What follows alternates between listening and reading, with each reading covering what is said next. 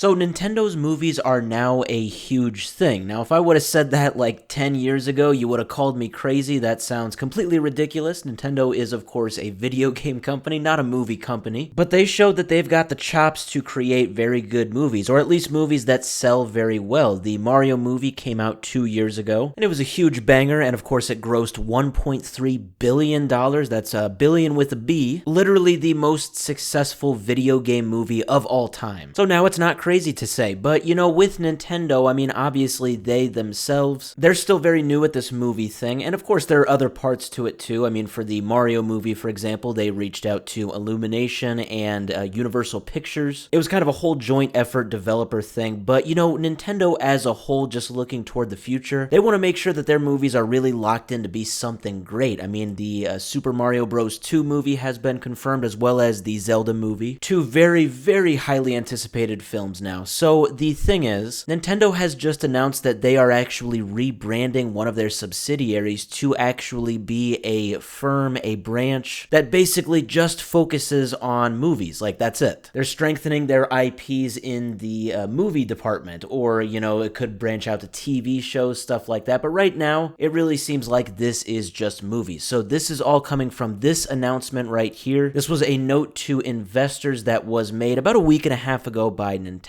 Strengthening ancillary, that is a new word, by the way. That's my new word of the day. Ancillary, I've never heard that. Okay, anyway, I am getting sidetracked here. Strengthening ancillary use of films featuring Nintendo IP. So, when we dive into it here, we see that this is actually a branch of Nintendo that is, or was called Warpstar. It sounds like they've done a lot of work with Nintendo, but now they have become a consolidated subsidiary as of April 1st of this year, so a few months ago, and now they are changing their name to Nintendo Stars Incorporated. So it says the company has been restructured as a Nintendo subsidiary responsible for the ancillary use of business tied to films that feature Nintendo IP. So basically this is focusing on future Nintendo films. This is the rest of the note here. It's not very long, but basically they acknowledge that their Mario movie, the second Mario movie, and the Legend of Zelda movie, those are on the horizon, and they say by implementing and licensing various ancillary, God, they really love that word,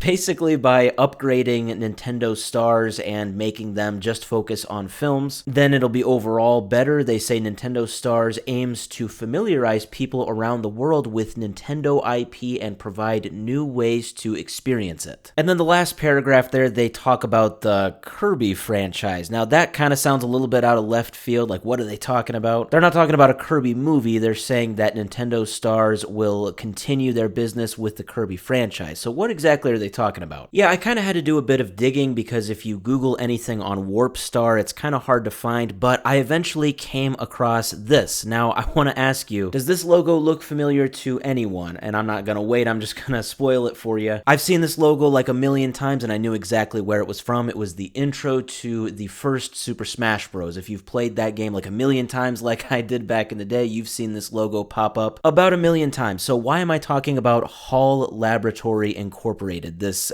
game developer that worked on Super Smash Bros. Back in the day? Well, you see, this company is actually connected to Warpstar. You see, it sounds like Hall has been around since 1980, and they have done a bunch of stuff for Nintendo with a lot of developing stuff. Weirdly enough, they are not even considered a third-party developer for Nintendo. I'm seeing that they are referred to as a second-party developer. I've never heard that term before. But anyway, a little bit more digging, and I find this right here. On July 31st, 2001, Hall Laboratory and Nintendo jointly established Warpstar Incorporated, which was a company created to oversee Kirby merchandising and outside media such as the Kirby Right Back At Ya anime series. Never heard of that before. And then right here, this is very recent. This was probably April of this year. It says in 2025, Hall sold its stake of Warpstar to Nintendo, and then Warpstar subsequently rebranded to Nintendo Stars Incorporated and expanded to include merchandising of film adaptations of Nintendo's IPs. So that does make it make a lot more sense to me, but anyway, yeah, here is the logo right here. Looks pretty cool, and I think it makes sense. It's kind of a, you know, fun, quirky title, probably referring to like movie stars or something like that. So now overall, with Warpstar becoming Nintendo Stars and them being under Nintendo, they are now the company that is in charge of strengthening Nintendo's IP in films. Something that I think is going to be be very, very important going forward.